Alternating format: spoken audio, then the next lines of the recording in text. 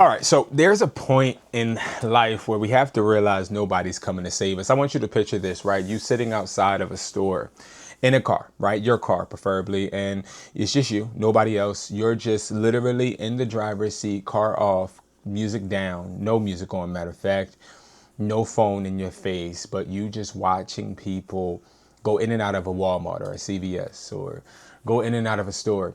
And then I want you to think, how many people actually stop and ask you if you're okay? How many people come up to your car door and say, hey, are you all right? Most likely no one.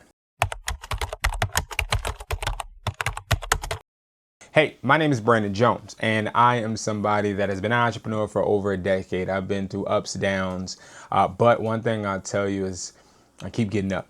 And people will always and consistently tell me how they admire the fact that I've always maintained my composure and being me no matter what happens.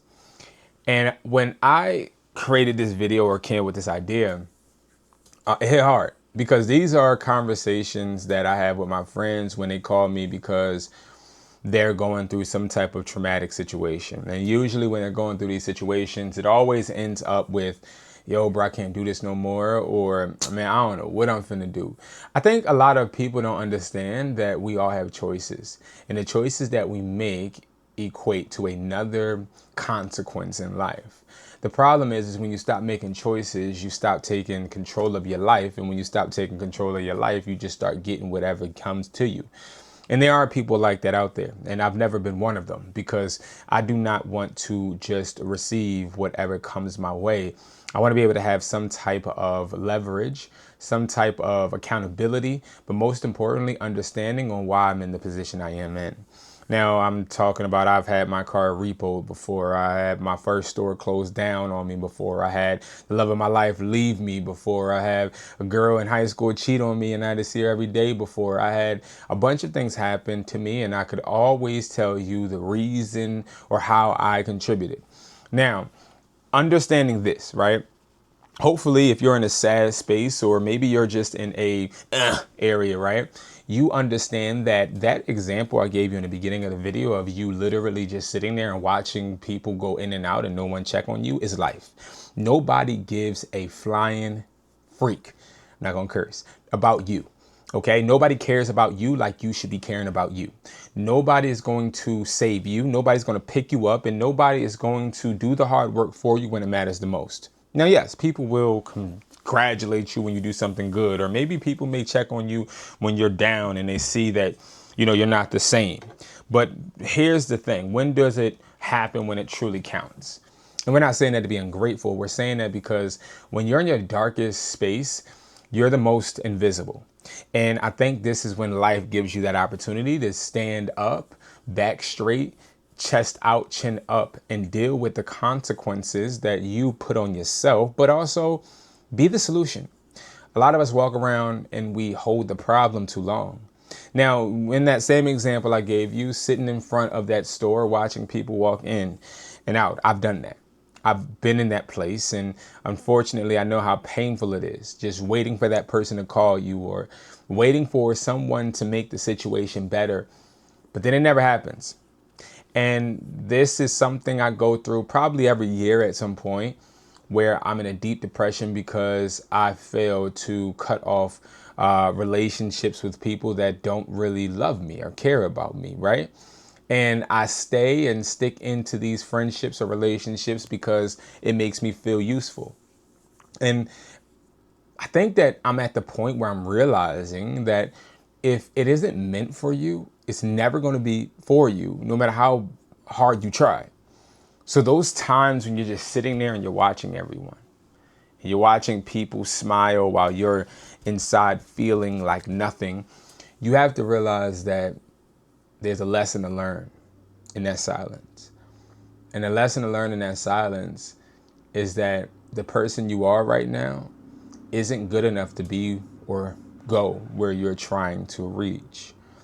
So you have to sometimes separate yourself from the distractions and the things that you felt make you comfortable to get uncomfortable to actually grow.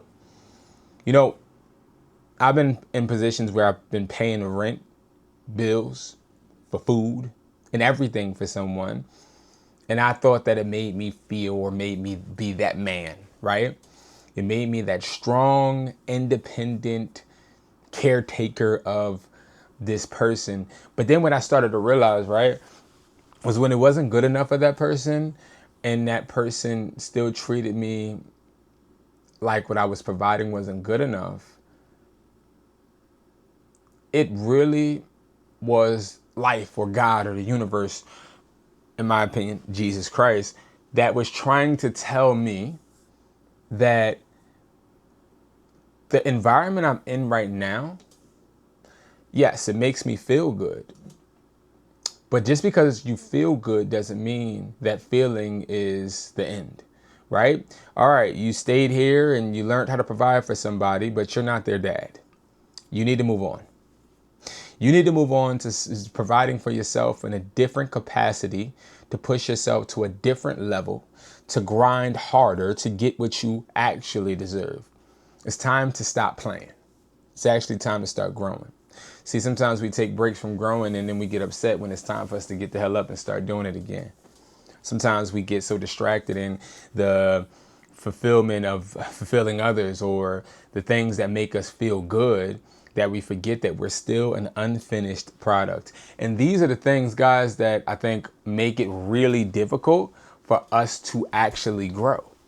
Because we kind of go through pains and then don't ever want to feel them again. And then we feel them again, we're just dreading it and we're hating it. No, get the hell up. Realize that nobody is going to get that job, fix you after that broken relationship, or separate you from the things that do not no longer serve you, not me, but you, right? And honestly, when I'm talking through these videos, I'm kind of talking to myself too, because I'm in a position right now too where I have to understand that I'm growing. And sometimes things are going to try to pull me back to the same situation that actually broke me. And I got to be willing to remember the pain that sits here. Remind myself every time I want to go back to the situations that no longer served me, how I felt. But we both know sometimes we'll always go back and do the same thing over and over. But I'm here to let you know that you do those same things over and over, it does not mean that that pain won't come back over and over. It actually will. Trust me. So understand, saving yourself isn't something that feels good. It's actually something that feels like it's the end.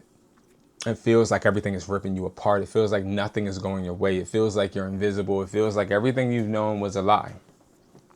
Because everything that you've known isn't actually something you need to push you to the place you're destined to be. And I want you to remember that. So remember, nobody's going to save you, but most importantly, you're the only person that's going to save yourself. I love you guys, and I'll see you guys in the next video.